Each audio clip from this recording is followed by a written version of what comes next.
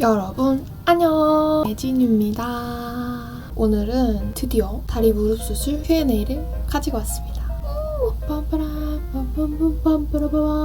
제가 수술 이번 영상이 올린 지가 지금 1년이 되어가고 있는 것 같거든요. 근데도 아직까지 많이 사랑해주셔서 아직도 댓글이 많이 달리고 있어요. 근데 제가 일일이 답변을 못해서 이렇게 Q&A를 들고 왔습니다. 일단 먼저 감사하다고 여러분들한테 전해드리고 싶고요. 제가 질문을 조금 추려왔어요. 질문을 한번 봐보면 이렇게 여러분들의 궁금증을 풀어드릴게요. 일단 먼저 다친 이유를 많이 궁금해 하시더라고요. 다친 이유는 스키를 타다가 다쳐버렸지 뭐예요. 코스를 내려가다가 넘어졌는데 발목은 고정되어 있던 상태였고 무릎이 돌아간 거죠. 그래서 뚝 소리와 함께 그렇습니다.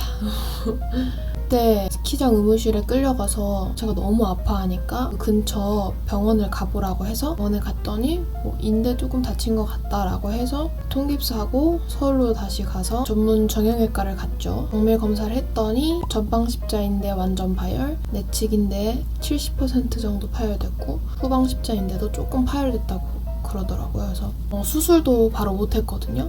막 무릎에 피도 차고 엄청 붓고 이래가지고 주사기로 세통 빼고 재활로 한번 걸어보자 라고 하셔가지고 그때 재활을 6개월 정도 했던 것 같아요. 진짜 죽는 줄 알았죠?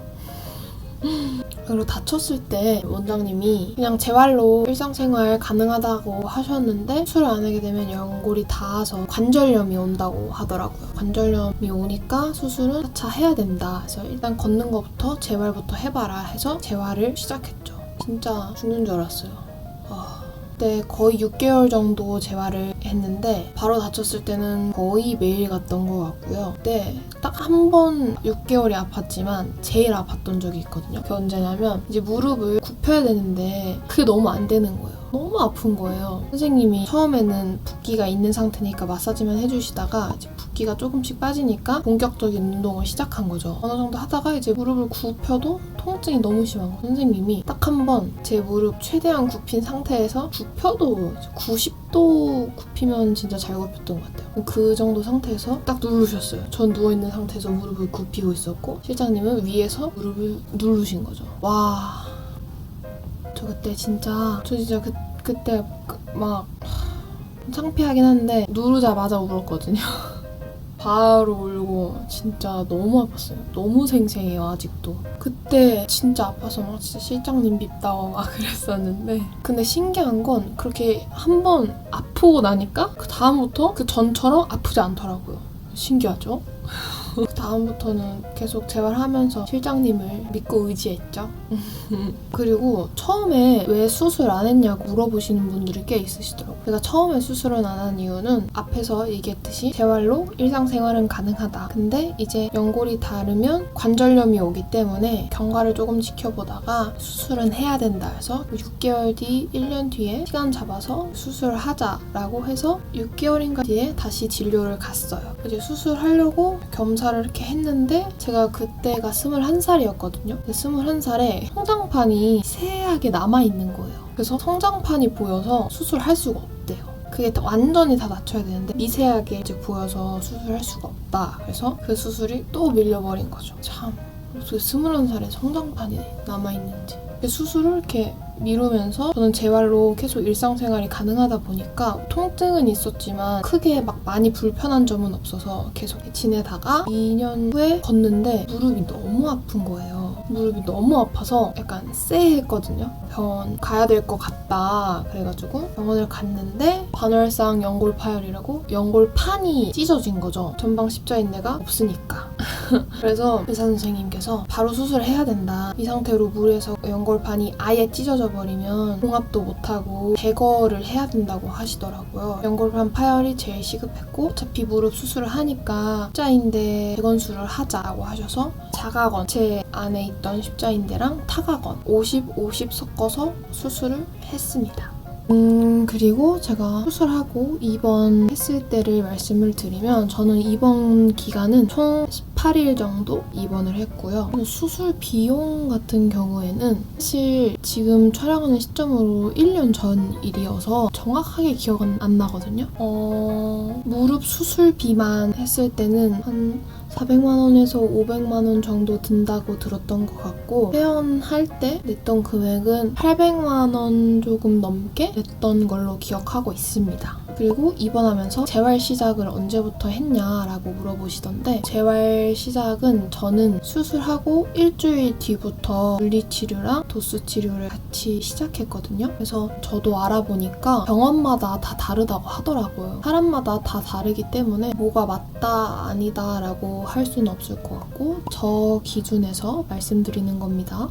그래서 저는 수술하고 일주일 뒤부터 재활과 물리치료를 조금씩 시작을 했습니다. 이제 운동치료 같은 경우에는 각도 꺾는 거 있잖아요. 무릎 꺾었다 폈다가 하는 거. 수술하고 나서 그냥 누워있는 것 자체만으로 통증이 있었기 때문에 처음에 70도부터 천천히 시작했어요. 천천히 각도를 올려나가는 방식으로 해서 4일 뒤에 140도까지 꺾었습니다. 140도까지 꺾고 발 딛는 거는 제가 연골판 봉합술을 했었기 때문에 무게 주는 거는 하지 말라고 하시더라고요. 굽혔다 폈다 제일 많이 했던 것 같습니다. 그리고 이제 목발을 언제까지 했냐면 저는 이번 기간 동안은 휠체어를 이용했고요. 퇴원을 하고 목발 4주를 더 했어요. 입원할 때부터 그 전방 십자인대 보조기가 따로 있거든요. 목발을 떼고 나서도 보조기를 계속 하고 있었습니다. 그래서 수술하고 45일을 목발을 사용했고요. 그 뒤로는 보조기를 유지한 상태에서 있었습니다. 보조기는 거의 2달 만에 풀었던 것 같아요. 그때도 이제 도수치료, 재활운동을 계속 쭉 했습니다. 자, 그리고 통증.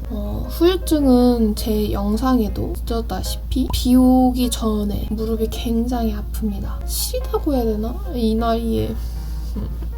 무릎이 시리고요. 그리고 영상에 있다시피 피부 감각이 지금 1년이 됐는데도 그 전보다는 낫지만 완전하게 정상으로 돌아오진 않았거든요. 사실 감각이 무딘 부분 힘을 가하면 아파요. 그냥 이렇게 누르면 안 아프잖아요. 근데 그 부분은 누르면 아프더라고요. 멍든 데 누르는 느낌? 그 다음에 이게 제일 큰 것 같은데 저희가 일상생활을 하잖아요. 그러면 쪼그린다거나 서 있는다거나 무릎을 꿇는다거나 지금은 저는 다 되거든요. 근데 이게 저도 모르게 제가 다친 무릎은 왼쪽이에요. 근데 다치지 않은 오른쪽에 힘이 더 들어가더라고요. 그래서 오른쪽을 더 많이 쓰게 되는 거죠. 왜냐면 왼쪽은 아프니까 이제 무릎을 꿇더라도 계속 이쪽으로 치우치게 되고 쪼그리더라도 골반이 오른쪽으로 빠져서 오른쪽으로 힘이 되는 거죠. 허리 아프거나 그러면 오른쪽이 많이 아프더라고요. 지금도 그래서 고민인데 계속 스트레칭 해줘야 될 것 같습니다. 이거는 수술하신 분들이 다 공감하실 것 같은데 수술을 하고 나면 격한 스포츠나 격한 운동을 못해요. 왜냐면 이게 끊어질 확률이 높다고 하더라고요. 그래서 재활을 제일 열심히 해야 되고 그런 격한 스포츠나 운동은 하지 않는 게 좋다고 하더라고요. 아쉽죠. 저 스포츠 되게 좋아하거든요. 중학생 때 막 축구도 학교에서 친구들이랑 하고 그랬었는데 이제 풀렸죠 뭐. 제 인생에 스키도 없고 축구도 없고 건강하게만 자랐으면 좋겠습니다, 제가. 그리고 제가 퇴원하고 계속 정형외과 약을 복용을 했었어요. 정형외과 약이 독하다 보니까 위의 기능이 멈춘 거죠. 소화도 안 되고 속도 너무 안 좋고 그래서 병원을 갔는데 위의 기능을 못하고 있다고 하더라고요. 정형외과 약을 오래 복용해서 그렇지 않을까 그런 게 있었습니다. 그리고 사실 수술 후에는 무릎 통증이 가장 심했어요. 어떤 날은 너무 아팠다가 어떤 날은 견딜만 했다가 어떤 날은 너무 아파서 움직이지도 못하고 수술하고 거동을 못했잖아요. 그러니까 다리에 근육이 다 빠져버린 거죠. 사진을 띄워드릴게요. 이렇게 근육이 다 빠져버렸어요. 완전히. 그래가지고 이 근육이 없으니까 당연히 아프지. 잡아주는 힘이 없는데 딛고 이러니까 진짜 아프더라고요. 그래서 무릎 통증은 사실 제가 도수 치료를 거의 5개월 정도 한 것 같은데 그 치료가 끝나고도 무릎 통증이 좀 많이 있었어요. 그래서 체중 조절이 필요할 것 같다라고 생각이 들어서 무리하게는 못하고 집 주변이 한강 산책로가 있어서 거기 가서 산책으로 이렇게 갔다 오고 먹는 거 조절하고 그렇게 체중 감량을 조금씩 하더니 신기하게 신기하게 진짜 무릎 통증이 적어지더라고요. 아, 이거구나 해서 지금은 현재 수술했을 때보다 7kg 정도 감량을 한 상태입니다. 아직 갈 길이 먼데 지금 7kg 감량하고 무릎 통증은 그때처럼 막 쑤시고 아픈 건 없어요. 없어졌어요. 다행이죠. 그래서 무릎 근력 키우는 게 진짜 중요한 것 같더라고요. 저도 지금 계속 운동을 하면서 근력을 키우고 있고 수술하고 나서는 집에서도 재활 운동을 꾸준히 했습니다. 그리고 이제 곧 현실로 닥쳐올 일인데요. 재수술입니다.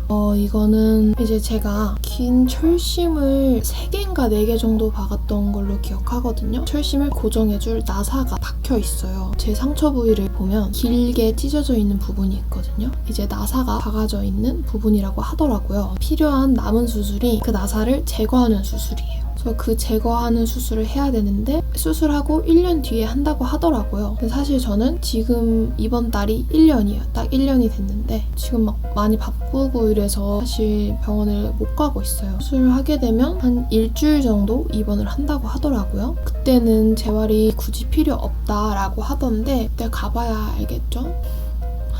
하기 싫다. 얼마 전에 병원에서 전화가 왔거든요. 나사 수술 빼는 거 해야 된다고. 그래서 시간이 조금 여유가 된다면 검사도 다시 한번 해보고 재수술을 할 예정입니다. 그때도 여러분들한테 자세하게 더 알려드릴게요. 그때 영상도 기대 많이 해주세요. 알겠죠? 그리고 여러분들이 궁금하다고 했던 질문 중에 제일 많았던 게 지금 어떠냐고. 지금 현재 생활이 어떠냐고 물어보시는데 지금 현재 생활에는 사실 크게 불편함이 있거나 이러진 않아요. 대신 편하지도 않아요.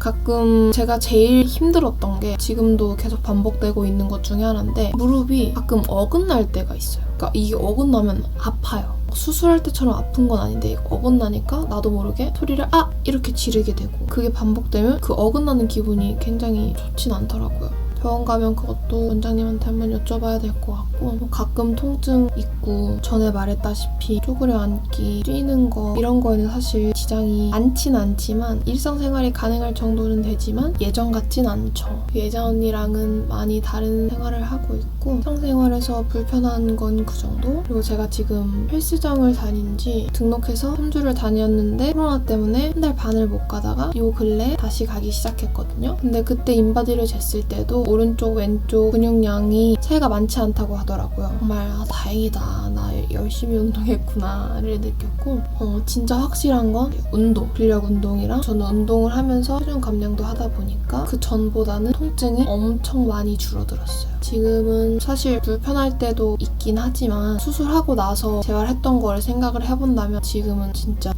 행복한 거예요. 그 생각하면 괜찮죠. 사실 수술하기 전이 편했죠. 뛰는 것도 막 뛰고 춤도 추고 막 그랬었는데 지금은 못할 것 같긴 하거든요. 무릎을 갑자기 세게 바닥에 쿡 찍고 이거는 감히 상상도 할 수 없는 일이고 네, 제가 준비한 Q&A 영상은 여기까지고요. 이거는 지극히 저희 개인적인 의견으로 만들어진 영상임을 한 번 더 확인시켜드리고요. 도움이 되셨다면 정말 뿌듯할 것 같습니다. 저처럼 수술을 하셨다거나 수술을 해야 한다거나 하시는 분들이 조금이나마 도움이 되셨으면 좋겠고 더 궁금한 거 있으시면 댓글로 남겨주시면 답글 열심히 달아드릴 테니까 여러분들 아프지 마시고 꼭 건강한 2021년이 되자고요. 저는 다음 영상으로 돌아오겠습니다. 안녕 여러분. 다음 영상에서 만나요.